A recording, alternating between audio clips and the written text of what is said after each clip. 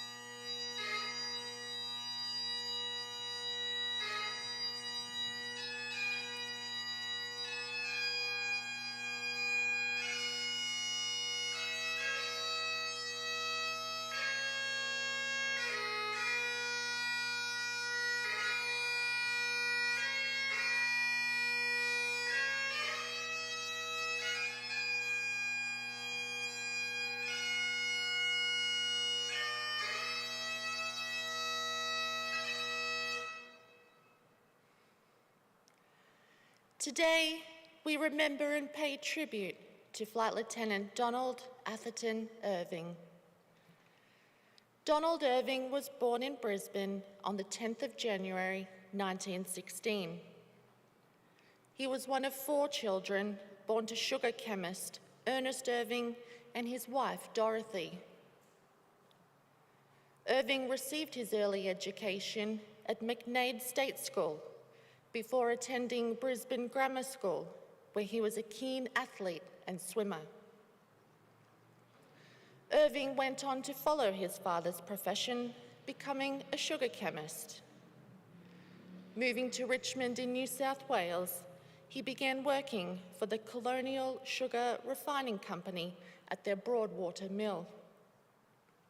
He was employed there when the Second World War broke out in 1939. Donald Irving enlisted in the Royal Australian Air Force on the 19th of August, 1940. Mustered as aircrew, he began initial training at Bradfield Park on the outskirts of Sydney. In November, he travelled to Tamworth, where he attended No. 6 Elementary Flying Training School. Irving returned to Sydney in November, and at the end of the month, embarked for active service. He arrived in Canada just before Christmas Day, 1940, and was sent to a service flying training school in Calgary, where he gained further experience flying a variety of aircraft. He received his flying badge on the 10th of April, 1941, and embarked for the United Kingdom 2 weeks later.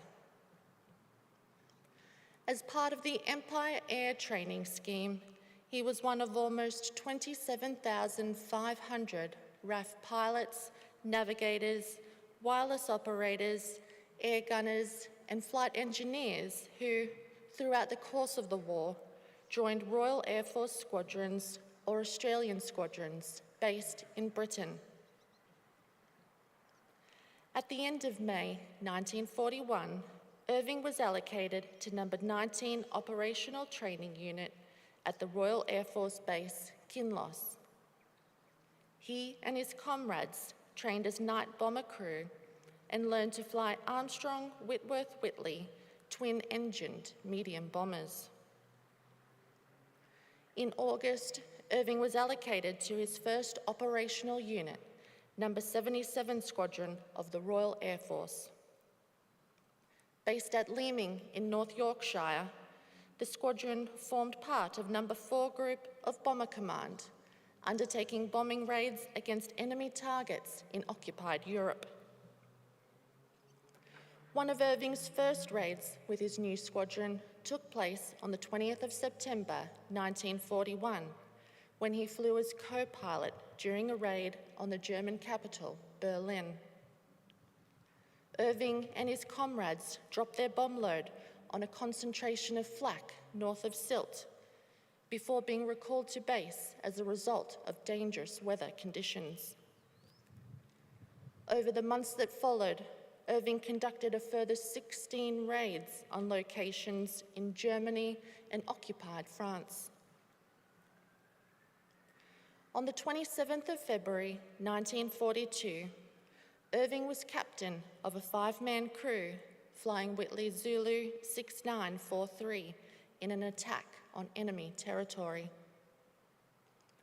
Taking off from their base in England with 32 other aircraft, their target was the German battlecruiser Scharnhorst, which was believed to be under repairs in the city of Wilhelmshaven on the North Sea coast of Germany. Arriving over their destination, the attacking parties encountered heavy cloud, preventing them from locating their target. Once they were spotted, Luftwaffe night fighters rushed to defend the area, while anti-aircraft batteries attacked from below. 3 bombs dropped by the attacking force exploded in the harbour at Wilhelmshaven, and they failed to cause significant damage.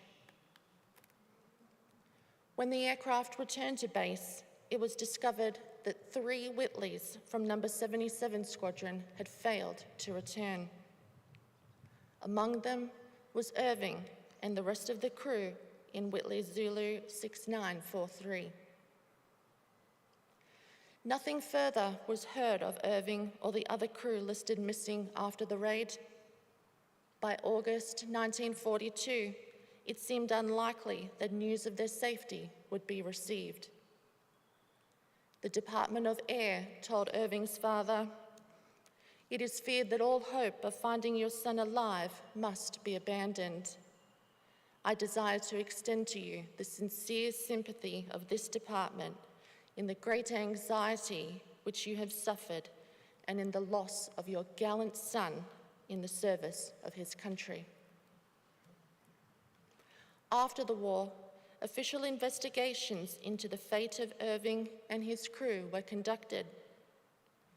On the 1st of September 1946, an investigation was undertaken in Wilhelmshaven, which revealed the likely demise of the missing Whitley crews. A former German naval officer recalled seeing 4 aircraft hit by flak during the raid. 2 exploded in the air over the sea and disappeared without a trace, while the remaining 2 were seen flying out to sea as flames began to engulf them.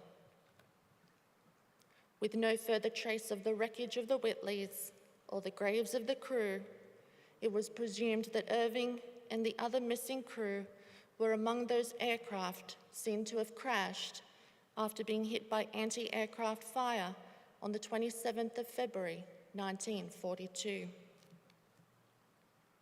With no known grave, today Irving is commemorated on the Runnymede Memorial in Surrey, England. Donald Irving was 26 years old. His name is listed on the Roll of Honour on my left among almost 40,000 Australians who died while serving in the Second World War. His photograph is displayed today by the Pool of Reflection. This is but one of the many stories of service and sacrifice told here at the Australian War Memorial. We now remember Flight Lieutenant Donald Atherton Irving, who gave his life for us, for our freedoms, and in the hope of a better world.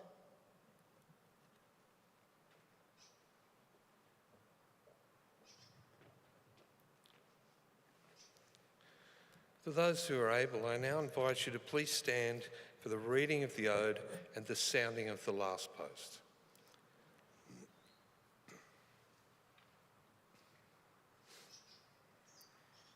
They shall grow not old, as we that are left grow old.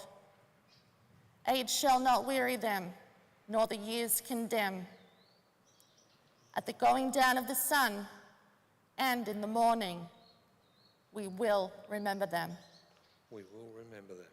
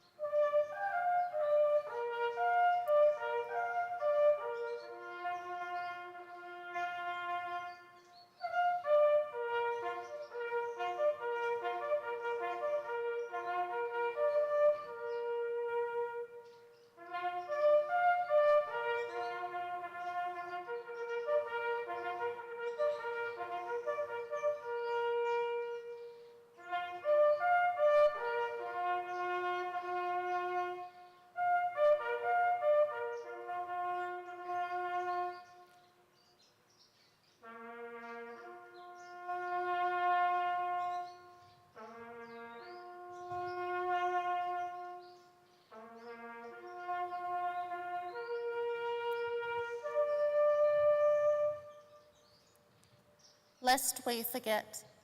Lest we forget.